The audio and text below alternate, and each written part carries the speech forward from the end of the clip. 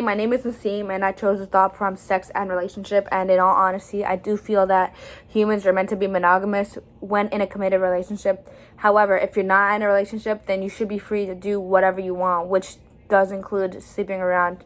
Several people already live this lifestyle on a daily basis in which they aren't in a relationship. They have sex with whoever, not caring of the possible effects that it might cause on their body, such as having an STD. People are going to do whatever they want and what makes them happy. And if that means having sex with every single person that they lay eyes on, then go for it. I believe that with monogamy comes becoming sexual. I believe that with monogamy comes becoming comfortable with your own body and your own skin. And your partner gets to learn your body and what makes you tingle. In addition to this, you aren't as insecure as being naked with a random person. In addition to this, you aren't as insecure as you would be with a random person than with your own partner, if that makes sense. You're going to become more comfortable with the monogamous partner rather than a random partner that you randomly have sex with, if that makes sense. Since with the monogamous partner, you guys are constantly seeing each other naked, and you only with one another. You start to feel safe and comfortable and at ease with them. I don't think I would ever forgive somebody for cheating on me, as that would mean that they don't love or care for me as much as they say and claim to. Cheating means that you don't want to be with me anymore, and nor do you respect me or this relationship. You are intentionally hurting me. If you do not want to be with me, then just tell me, rather than going behind my back and having sex or becoming emotionally intimate with somebody else. Telling someone else the same thing that you're telling me, that hurts far greater than anything else. Telling me that you love me and then telling somebody else that pain, it hurts so much more rather than you just becoming forthright and honest with me from the very beginning. Even if you become so drunk to the point in which you have no recollection on your memory, you still cheated on me. You know what they say, right? Your true feelings and thoughts comes out when you're drunk. And I understand, you're drunk, you don't know what you're doing. You could have been roofied. You could have been, in whatever state you were. You don't know what you're doing. I get that, which is, I also feel like I could forgive you I could try and forgive you if you're drunk. But at the same time, you still cheated. I still have trust issues with you. And in all honesty, there might have been something wrong with our relationship that triggered you to cheat. Or the cheater might just be a self-sabotager, and he ruins everything good in his life. Therefore, because he feels that he doesn't deserve it, and he doesn't deserve true love, he could just be sabotaging himself. And in that case, I'd try and forgive you, try to work towards forgiveness, but I'd still have trust issues.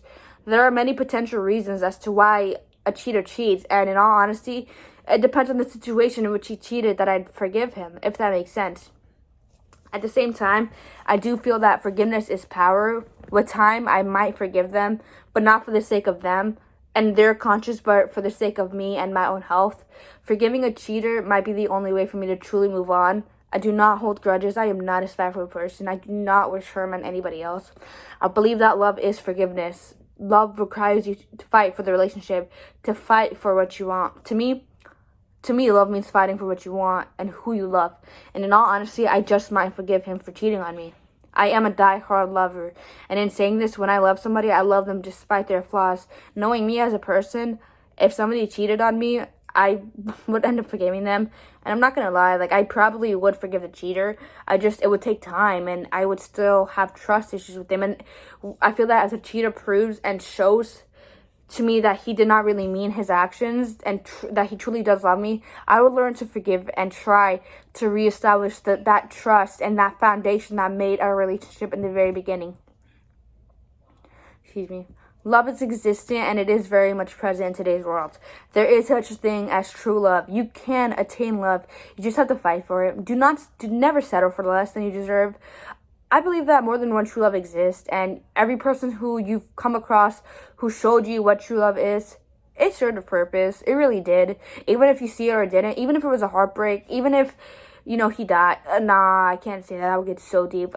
Just scratch that. But I believe that every person who's ever shown you the emotional love, it did serve a purpose. It really did. Even if it led to heartbreak and torment, it it showed you it served the purpose, whether it be to show you what you want and what you don't want in a relationship, or what love is or what love is not. It served a purpose. It really did. Love is every emotion in one, and since we all have emotions, all as a collective, we all want to experience true love. Love, to feel all of our emotions all at once is amazing, crazy, sad, and it is beautiful at the same time. Love makes everything prosper and flourish, and we all feel complete when we experience love. I feel that everyone does desire love. Excuse me. Pornography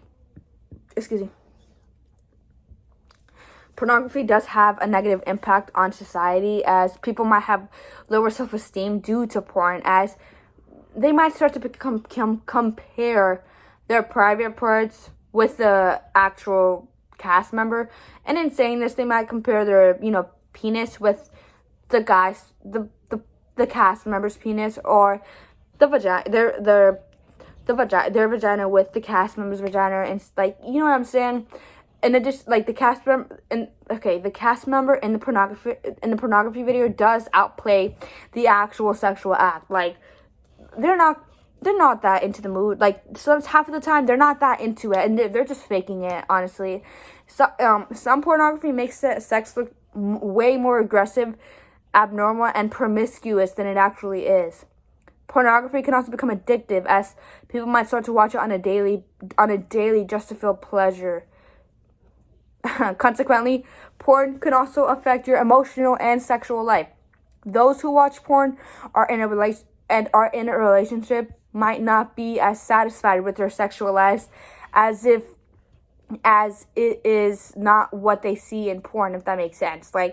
They start to want what is in the video and how the video is portraying sex. They begin to want it, and half the time, again, porn is fake. Literally, porn outplays everything. It is so much more exaggerative than actual sex. Okay,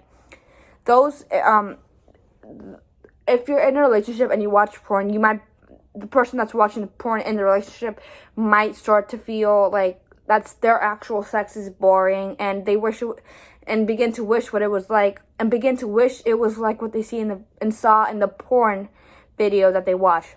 Those in a relationship, and if one of the partner watches porn, the other partner might also begin to feel betrayed, lose confidence in themselves, and they might also feel angry at their partner.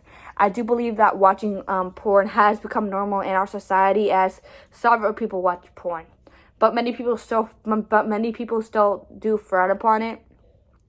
Kids as young as 15 might start watching porn, if not younger. It depends on the living situation, how fast they mature, as well as how fast their hormones begin to develop. I do not feel that people are born into homosexuality, aka nurture. I feel that someone's upbringing, experience, and environment might affect their homosexuality, aka nurture. You are not born and I'm determined to be gay. When you are born, you don't have an identity. You don't know who you are or even what you are. You're a newborn. You barely can talk, let alone be determined gay. That doesn't make sense. Your environment, how you are raised, as well as your personal experience determines who you are. You form an identity as you mature and go through life experiences, which helps form your thoughts and beliefs. You are not born to be gay. I believe that homosexuality is nurture rather than nature. You're not born to be gay. Your experiences help develop it, if that makes sense. And that's my TED Talk for today. See you guys later. See you guys next time. I'm sorry I talk so much.